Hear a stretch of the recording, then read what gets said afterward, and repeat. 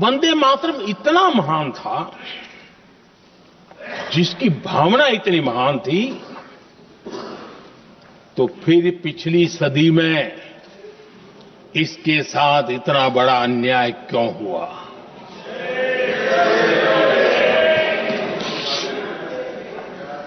वंदे मातरम के साथ विश्वासघात क्यों हुआ?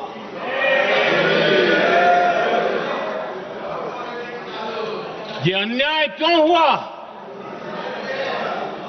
वो कौन सी ताकत थी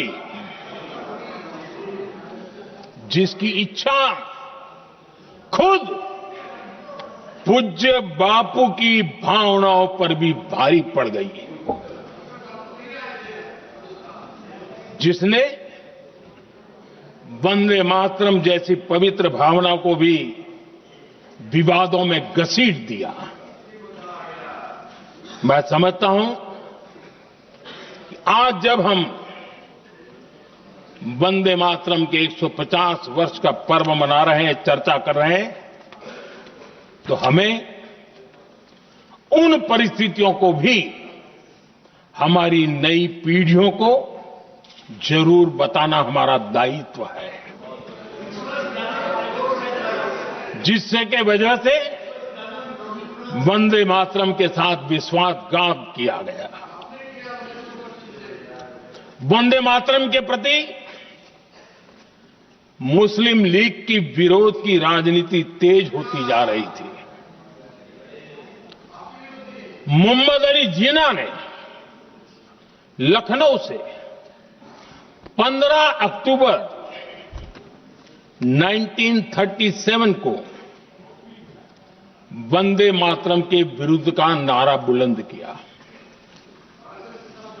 फिर कांग्रेस के तत्कालीन अध्यक्ष जवाहरलाल नेहरू को अपना सिंहासन डोलता दिखा। बजाय कि नेहरू जी मुस्लिम लीग के आधारहीन बयानों को तगड़ा जवाब देते, करारा जवाब देते, मुस्लिम लीग के बयानों की निंदा करते,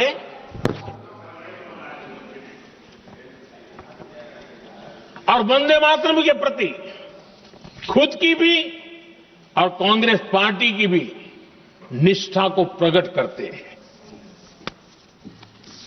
लेकिन उल्टा हुआ। वो ऐसा क्यों कर रहे, वो तो पूछा ही नहीं, न जाना, लेकिन उन्होंने वंदे मातरम की ही पड़ताल शुरू कर दी। जिन्ना के विरोध के 5 दिन बाद ही 20 अक्टूबर को नेहरू जी ने नेताजी सुभाष बाबू को चिट्ठी लिखी। उस चिट्ठी में जिन्ना की भावना से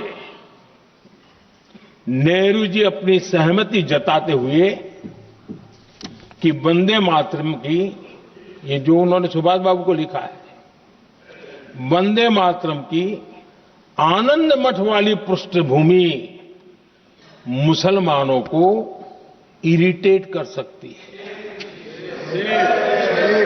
मैं नेहरू जी का कोट पढ़ता हूं। नेहरू जी कहते हैं, मैंने वंदे मातरम गीत का बैकग्राउंड पढ़ा है। नेहरू जी फिर लिखते हैं, मुझे लगता है कि ये जो बैकग्राउंड है, इससे मुस्लिम भड़केंगे। साथियों,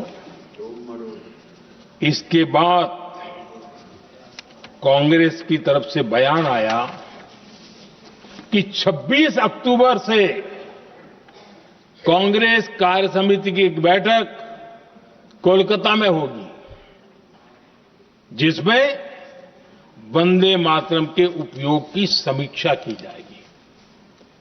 बंकिम बाबू का बंगाल, बंकिम बाबू का कोलकाता, और उसको चुना गया और वहां पर समीक्षा करना तय किया। पूरा देश हतप्रभ था, पूरा देश हैरान था। पूरे देश में देशभक्तों ने इस प्रस्ताव के विरोध में देश के कोने कोने में प्रभात फेरियां निकाली, वंदे मातरम गीत गाया। लेकिन देश का दुर्भाग्य कि 26 अक्टूबर को कांग्रेस ने वंदे मातरम पर समझौता कर लिया।